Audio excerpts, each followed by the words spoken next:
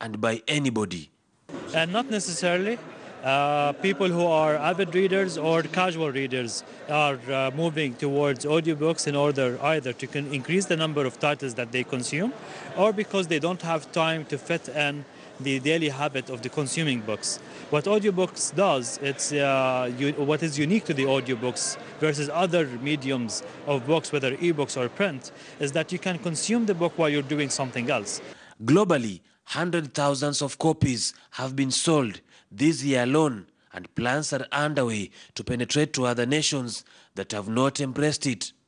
The storytell come in different languages, and although there can be a limitation on illustrations, especially photos, through audio, the same can be shown on phones.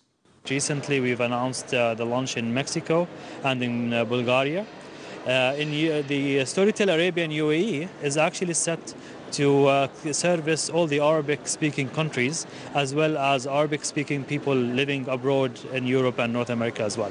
This is proof enough that technology keeps on changing each and every day. And for audiobooks, it is convenient not only for an individual, but for more than two people. Tobias Chanji, KTN News, Sharjah, United Arab Emirates. Many thanks, Tobias Chanji. Moving on, the operator of Madaraka Express train services, China Roads and Bridge Corporation, in conjunction with the Kenya Railways, is set to recognize the 2 million passengers of train service between Nairobi and Mombasa. The event is scheduled to take place at the SGR Nairobi terminal at Soikimau. This is a clear indication, however, that since the launch of the Madaraka Express passenger train last year, many have preferred to use it as their mode of travel between Nairobi and Mombasa. The passenger train has reduced travel time between Nairobi and Mombasa to between 4 and 5 hours. It takes travelers now an average of 9 to 10 hours to travel by bus between the two cities. The SGR has also reduced the cost of moving goods from cargo train that takes 5 hours to between the two towns.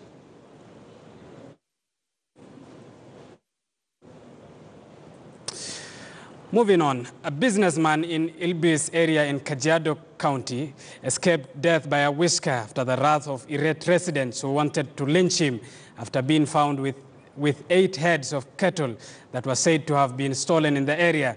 Police were in the time to save him after the residents who had lost their livestock theft conducted a search and found the cattle in the compound, with one having been slaughtered.